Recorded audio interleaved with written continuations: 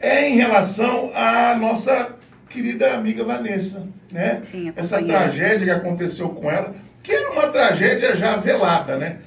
Todo mundo...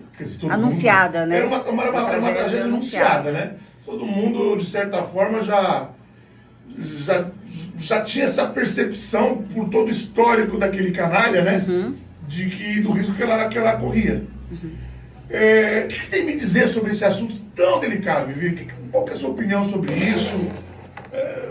É uma opinião muito complexa, mas como eu sei que você não tem medo... Vamos lá. Primeiramente, meus sentimentos, né, para os pais da Vanessa, para toda a família, que Deus conforte o coração de todos eles. Deus abençoe. Eu costumo dizer que só existe assim um culpado neste caso, que é o assassino. Mas o que acontece no caso Vanessa? Nós vimos aí todo um movimento, toda uma comoção social diante de um homicídio contra uma mulher, né? Toda uma comoção da sociedade, da imprensa, e quem muito levanta essa bandeira, que defende as mulheres, que quer agora mudar a Lei Maria da Penha e que está em cima deste caso da Vanessa, é o movimento feminista, é a esquerda e são os políticos de esquerda.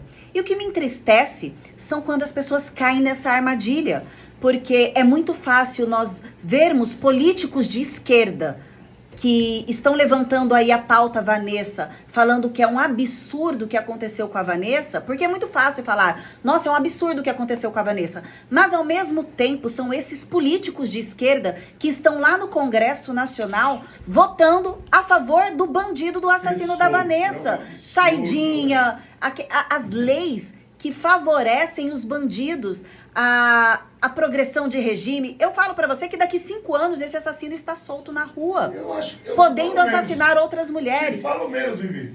Então nós estamos vendo ali uma hipocrisia da esquerda que levanta, que faz assim, na verdade o que eu vi foi a esquerda fazer comício, usar o assassinato da Vanessa como palanque e comício, quando na verdade eles não estão defendendo-a. Por quê? Ela se tornou vítima sem nenhum respaldo político, porque o assassino vai ser preso e com certeza em audiência de custódia, né, vai ser protegido, vão perguntar se os direitos dele foram atendidos, ele vai ser amparado pelos direitos humanos e a família da vítima, a família da Vanessa, né? Ninguém, só Deus, ninguém vai ampará-los. Então nós estamos vendo aí uma comoção hipócrita da esquerda, sendo que ela favorece bandidos.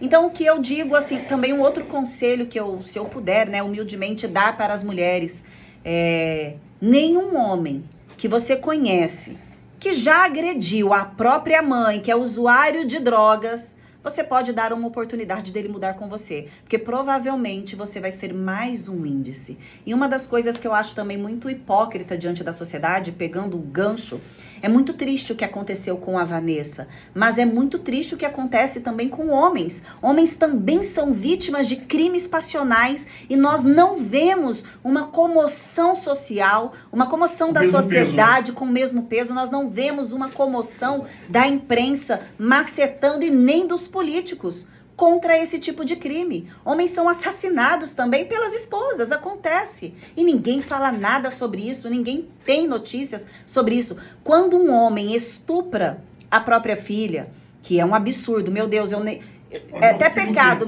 não tem. Quando um homem estupra a própria filha, quando um padrasto, quando um homem comete algum crime, é muito exposto. Mas quando são mulheres, recentemente agora, uma mulher num motel com a própria filha. 2 anos. 2 anos. E a outra mulher que estuprou a própria filha também durante anos. Ninguém se comove, ninguém fala sobre isso. Mulheres são tratadas como crianças mimadas. Este que é o problema. A sociedade vê as mulheres como se elas fossem crianças. E os homens, elas veem, a sociedade trata como se fossem monstros. Então nós estamos tendo aí uma deturpação da ordem. E isso é onde eu digo que entra movimento feminista, movimento marxista, o movimento da esquerda, que vem aí destruindo o comportamento, destruindo a família, fazendo com que as pessoas se revoltem apenas contra os homens e fiquem apenas ali achando que apenas mulheres são vítimas, quando na verdade nós temos que nos revoltar com o crime, com o bandido, seja, não importa o sexo, seja ele homem ou seja mulher, a pena tem que ser a mesma. Pergunta aí pra quem, você aí de casa, que tem um filho homem e que tem uma filha mulher. Tem diferença a vida dele? Da mesma maneira que você acha que se a sua filha for vítima de violência doméstica e for vítima, né, até de um homicídio, Deus os livres disso, se for com o seu filho, você acha que o assassino da sua filha merece uma pena maior e a assassina do seu filho merece uma pena menor porque ela é mulher? Não. É a mesma, tem que ser uma pena dura e forte, sem progressão de direito, sem saidinha, por mim até prisão perpétua. Mas a esquerda não luta por isso e ainda implanta a guerra do sexo na cabeça das pessoas. Um absurdo, né, Vivi? O Daniel aqui do Aerorange, ele fez uma pergunta muito legal. Vivi, na sua opinião, qual que é a diferença de feminismo para feministas? O feminismo é o nome do Daniel, né? Daniel, primeiro, muito obrigada pela pergunta, mas vamos lá.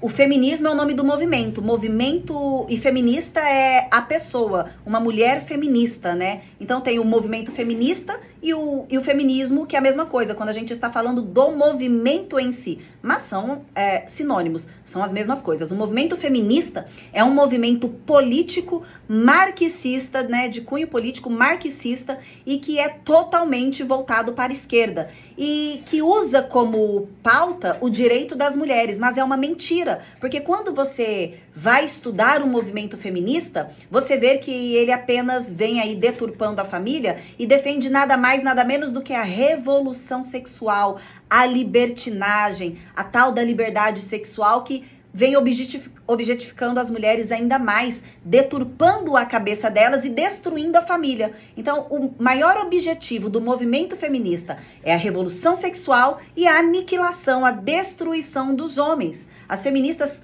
a ideologia de gênero veio do movimento feminista, onde Simone de Beauvoir, né, uma das primeiras feministas, já se falava que não se nasce mulher, se torna, né, negando a própria biologia, o que é um absurdo. Caos, né? É um caos. Então, o feminismo é algo que gera o caos para as mulheres. Eu ouso dizer outra coisa para vocês. Na literatura, vocês não vão ver nenhuma guerra, nenhuma luta sangrenta de mulheres para conquistar direitos. Isso não aconteceu. A liberdade da mulher, o que aconteceu para as mulheres se tornarem livres? Porque nós hoje temos todos os direitos garantidos. O mesmo direito que todos vocês homens têm, eu tenho. É uma mentira falar que nós não temos direitos conquistados. Temos. E quem nos deu dignidade e que disse que a mulher era importante, mais, né, valiosa do que um rubi, que era uma pedra preciosa, foi um homem. O homem mais importante do mundo, quando ele pisou na terra. Ele se chama Jesus Cristo. Foi ele que trouxe dignidade e libertou as mulheres e mostrou como que uma mulher deve ser tratada e como que uma mulher deve se comportar também. Então, o movimento feminista, eu não devo nada para o movimento feminista. Pelo contrário, eu devo para Jesus Cristo,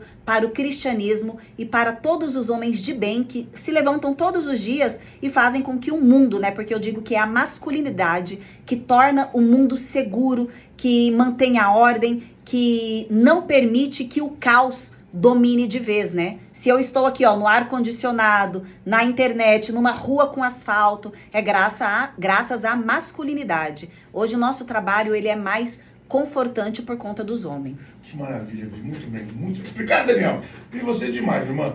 Quero mandar um abraço muito especial pro meu amigo Evaldo, lá em Corumbá, ligadinho com a gente. Um abraço, Evaldo, obrigado pela sintonia. E eu quero agora mandar